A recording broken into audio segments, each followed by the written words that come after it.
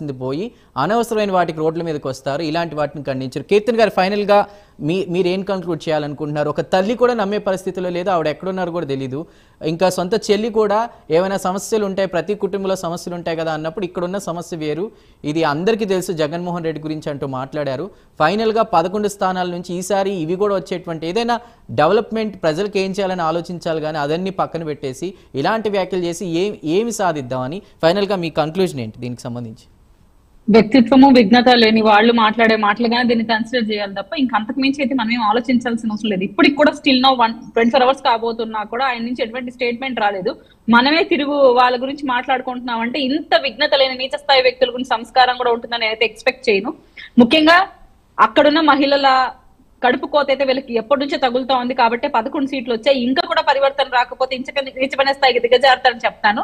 ఇక్కడైతే comment section లోకి వచ్చి కామెంట్ చేసే మురిగే కుక్కలు కూడా ఒకటి గుర్తు పెట్టుకోవాల్సింది ఏంటంటే గత 5 ఏళ్ళు ఎక్కడ నిద్రపోతా ఉన్నారు.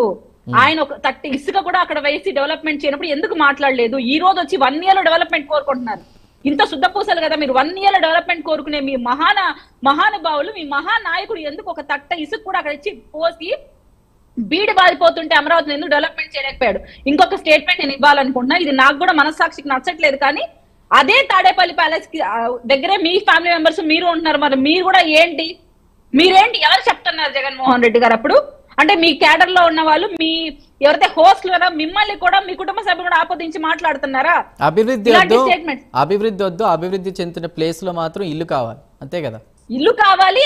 ఇక్కడున్న మహిళలు తప్పుడు వ్యక్తులు అన్నప్పుడు నువ్వు కూడా అక్కడ ఇల్లు కట్టుకున్నావు, అప్పుడు నీ వైపు కూడా వేలు చూపిస్తాయి. అది కూడా నువ్వు ఒకసారి ఆలోచించాలి కదా జగన్మోహన్ రెడ్డి గారు. ఇటువంటి మాటలు మాట్లాడిపిస్తున్నప్పుడు దయచేసి ఒళ్ళు దగ్గర పెట్టుకొని మాట్లాడాలని రిక్వెస్ట్ చేసి చెప్తున్నాను. ఎందుకంటే ఒక తప్పు ఎవరు చేసినా తప్పే, అది మేమన్నా తప్పే, మీరన్నా తప్పే. మా పార్టీ నుంచి కఠినమైన చర్యలు చేపడుతున్నాం, ఎక్కడికక్కడ కట్టడి చేస్తున్నాం. కానీ వైసీపీలో ఇలాంటివి లేవు.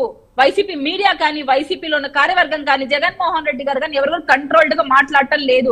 మేమేం శిక్షలు వేస్తామా అని కాదు, ముందు మీలో పరివర్తన అనేది రావాలి కదా, అది ఎక్స్పెక్ట్ చేస్తున్నాం అంతే.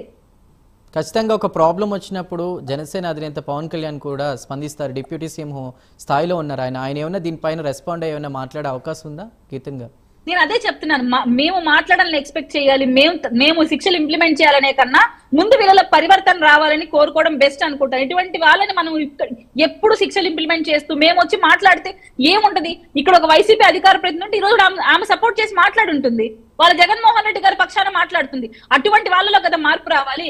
నేనైనా, అనుష గారైనా, అమరావతి రైతులైనా ఎవరైనా ఏం కోరుకుంటాం? మార్పు కోరుకుంటాం. ఏ మహిళకైనా గౌరవం కోరుకుంటాం. అది లేనప్పుడు ఇంకా ఆ పార్టీ ఎందుకు, ఆ నాయకుడు ఎందుకు? ఈ రోజు ఇక్కడ మీరు కూర్చోబెట్టకుండా మంచి పని అయింది, లేకపోతే ఆమె అక్కడ సపోర్ట్ మాట్లాడుంటే నిజంగా మేము కూడా ఆమె మీద పోయి ఉండాల్సి వచ్చి ఉంటుంది. అటువంటి సిచ్యువేషన్ వైసీపీలో ఉంది. ఎవరు సపోర్ట్ మాట్లాడారు? గతంలో కూడా ఎన్నో స్టేట్మెంట్స్ ఇచ్చారు. ఆయన అరాకొరా జరుగుతున్నాయి, వాటి గురించి ఏందన్నాడు, రేపులు జరుగుతుంటే. అటువంటి వ్యక్తులు మనం ఏం మాట్లాడతాం? అటువంటి వ్యక్తులు పార్టీలో ఉన్న మహిళల్ని ఏం మాట్లాడాలి? సో పరివర్తన వాళ్ళు రావాలి. శిక్షణ అయితే మేము ఇంప్లిమెంట్ చేయడానికి సిద్ధంగా ఉన్నాం. మేమైతే ఏ మహిళని కించపరిచే మాటలు మాట్లాడితే మా ప్రభుత్వంలో కంచుప్ మేరలో మేము సైలెంట్ కూడా అనుకోం. పరివర్తన అనేది వైసీపీ ప్రభుత్వం రావాలి. రాధిక్ గారు ఎన్నో ఉద్యమాలు చేశారు అమరావతి సాధన కోసం. ఈ రోజు ఇలాంటి మాటలు వినాల్సి వస్తుంది. ఖచ్చితంగా మీరు పోరాడండి. ఖచ్చితంగా జర్నలిస్ట్ గా చెడ్డవాళ్ళు